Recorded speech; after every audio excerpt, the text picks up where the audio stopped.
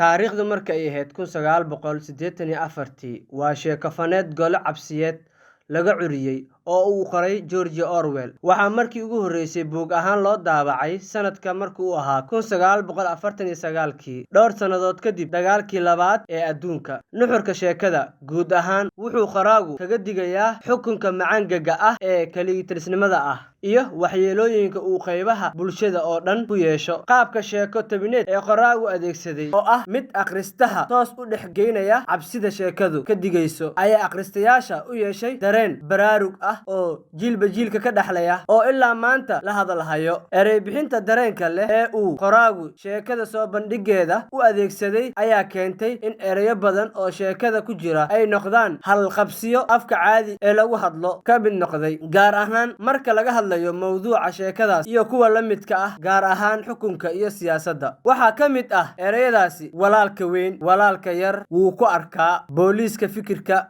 runta, luqadda hunuhunuda iyo kuwa kale oo dareen taban leh. Sheekada waxaa saldhig u ah dal uu qoraagu ku magacaabay Oceania oo ka mid ahayd 3 dal. Sheekada waxaa saldhig u ah dal uu qoraagu ku magacaabay Oceania oo ka mid ah 3 dal oo colaad joogto ah ka dhaxayso, dhammaantoodna ka siman aafada xukunka siyaasadeed ee kaliya-talisnimada macaangaga ah. Labada kale waa Eurasia iyo Eurasia. Oceania waxaa ka taliya xisbi talada dalka oo dhammi gacantiisa ku urursan tahay, dadweynaha oo dhanna madaxa ka qabsaday oo ka dhaadhiciyay in cadaaladdu u noqdaan hogaamiye sare ee xukunka haysta oo lagu magacaabo walaalka weyn. Xisbiga kaliya-taliska ahi wuxuu samaystay luuqad uu ku magacaabay hunuhunu, taasi oo loogu talagalay in lagu xakameeyo fikirka xorta ah iyo in mabda'yada xisbiyada lagu buunbuuniyo. Afkaas waxaa ka dhex muuqda ereyo ay ka mid yihiin laba maanleen oo lagu wado in qofku isku mar laba fikradood oo isku lid ah wada rumaysto, taa oo laga dheehan karo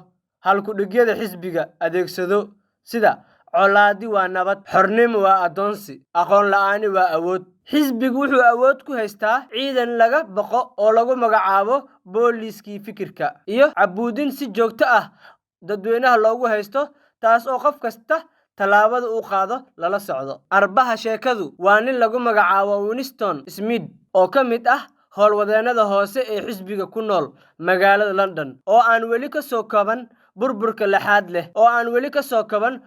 laxaad leh oo ka soo gaadhay dagaalka labaad ee adduunka. Taariikhda curinta sheekada laga qoray waxaa lagu sheegay in qoraagu sanadka 1984 uu ula jeeday 1948 oo laba tiro ee u dambeeya la isdaba mariyay. Sanadka 1948 waxa uu ku beegan yahay 3 sannadood kadib dhammaadka dagaalka labaad ee adduunka. Winston wuxuu ka tirsanaa xisbiga dibadeedka, wuxaanu go'aansaday in uu kelidii halgan mucaaradnimo ah ku dhaqaaqo oo uu xaqiiqda dibadda keeno. Wuxuu xidhiidh xasaasi ah la yeelanayaa haweeney Julia lagu magacaabo oo ay isku fikir yihiin. Waxa ay kiraysanayaan oo wada degayaan xaafad ay ku nool yihiin dadka shaqaalaha ah oo ahaa dabaqadda hoose ee bulshada. Wuxuu isla markaa u kuurgalayaa oo xiiseynayaa dhaqdhaqaaqa kooxa lagu magacaabo Aqwaanka oo iyaguna mucaarad dahsoon ah. Waxa si aanu ka warhayn in kooxdan dhaqdhaqaaqooda si dhow isha ugu hayo oo aad loola socdo.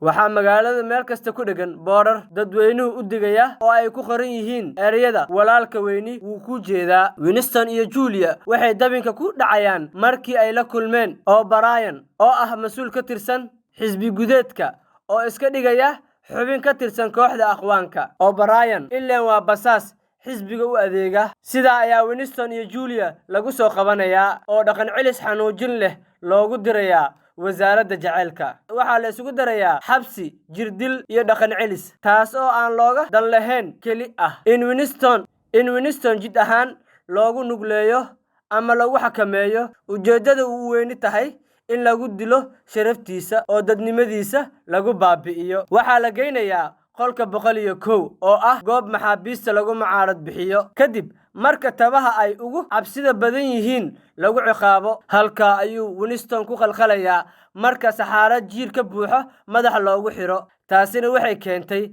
inuu Winston ugu dambeyntii madiidin weliba oo faraxsan oo jecel u noqdo walaalka weyn. Daawadayaal, waad ku mahadsantihiin qaabka wanaagsan aad nala socotaan. Soo dhawaada, mahadsanidin.